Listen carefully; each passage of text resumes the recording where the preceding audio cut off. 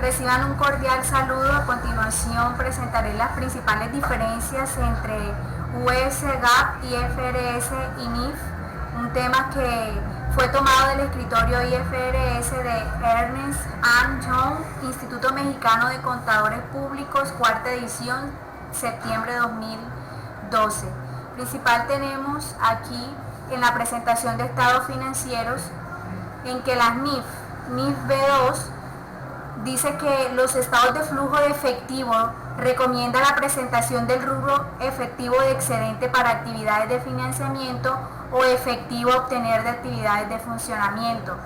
En las US GAAP este rubro no es requerido y muy probablemente no es aceptado por reguladores. Y en las IFRS tenemos que este rubro no es requerido por la misma. Dentro de la consolidación, contabilidad para negocios conjuntos y métodos de participación se encuentran las siguientes diferencias. NIF se permite presentar estados financieros combinados de un grupo de afiliadas para determinar si la inversión es una asociada. Bajo NIF se presume que existe influencias significativas si se es propietaria directa o indirectamente del 25% o más del poder del voto.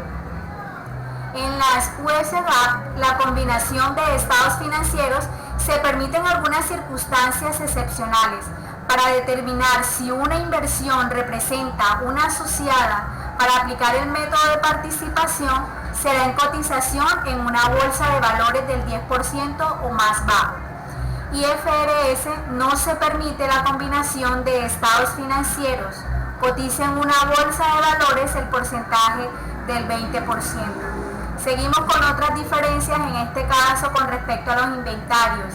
Tanto en las NIF como en las IFRS el método WEBS no es aceptado ni permitido. En las US GAAP el método WEBS es aceptado. En los inventarios se registran al costo o valor del mercado. Dentro de los activos intangibles tenemos de que en la NIF los costos preoperativos pueden ser capitalizables si cumplen con los criterios de capitalización de los costos en desarrollo, tratamiento contable que se le da a las adquisiciones de activos intangibles, cuyo pago se efectúa con relación en acciones, de la que habla la sección de pagos con base a las acciones del libro que anteriormente mencionamos.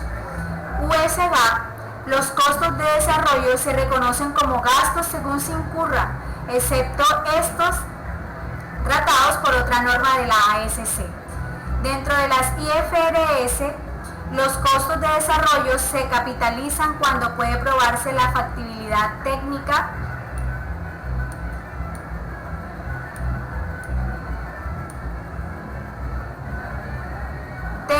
y económica de un proyecto, la intención de concluir el activo y la capacidad para vender en el futuro.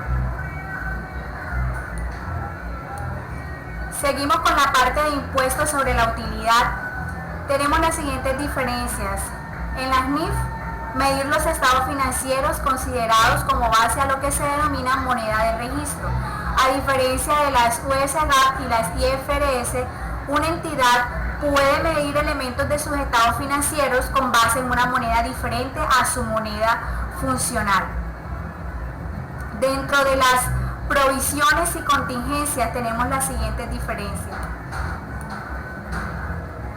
En las NIF, el boletín C9 pasivos, provisiones activos y pasivos contingentes y compromisos con la misma posibilidad de las IFRS. Dentro de las IFRS, las IAS 39, instrumentos financieros, reconocimientos y medición, y con la mayor probabilidad de que exista, que no requieren que se revelen en las notas de los estados financieros, y se prohíbe el reconocimiento de provisiones con costos futuros. US GAAP y el ASC 460, garantías con un nivel alto de probabilidad, requieren en que revelen en las notas de los estados financieros y se prohíbe el reconocimiento de provisiones con costos futuros. Como vemos, son varias las diferencias que, de acuerdo a los editores de estos libros, son importantes pues tenerlas en cuenta y conocerlas. Entre estas tenemos también la combinación de negocios. En las NIF, la compra en etapas respecto de la evaluación de la inversión previa en asociadas.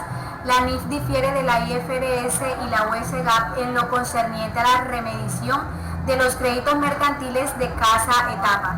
Adicionalmente, las NIF B7 permite que la inversión en la sociedad sea evaluada a través de la medición valor razonable de los activos y pasivos correspondientes de dicha asociada. Las US GAAP y las IFRS dice que si la compañía adquirida tiene inversiones en asociadas, estas inversiones se reconocen como parte del método de compra, determinando el valor razonable de la inversión en el capital de dicha asociada. Tenemos también activos de larga duración. Se encuentran las siguientes diferencias. En las NIF se requiere depreciar por separado si los componentes de un activo tienen patrones de beneficios diversos. US GAAP se permite la depreciación por componentes, pero no es común. En las propiedades de inversión, las US GAAP no se define por separado, por lo tanto se registra como disponibles para uso o disponibles para la venta. Y en las IFRS se exige depreciar por separado si los componentes de un activo tienen patrones de beneficios diversos. En las IFRS la propiedad la define como propiedades de inversión destinadas a la obtención de ingresos por rentas o por plusvalía, o ambos. Este tipo de propiedades registra alternativamente a su costo histórico valor razonable. Asimismo, continuamos con otro capítulo donde encontramos diferencias acerca de las NIF, las US GAAP y las IFRS, como es el deterioro de activos de larga duración del crédito mercantil y de activos intangibles.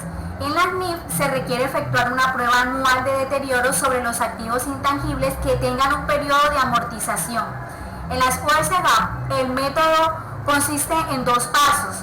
El primero, aplicar una prueba de recuperación en la cual se compara con la suma de los flujos de efectivos no descontados.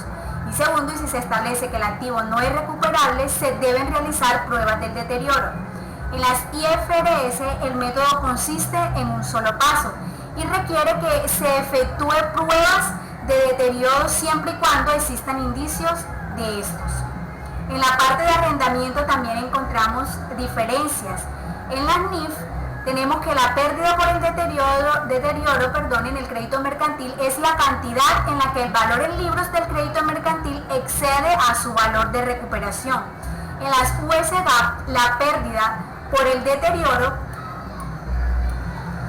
es el monto por el cual el valor en libros del crédito mercantil excede el valor razonable.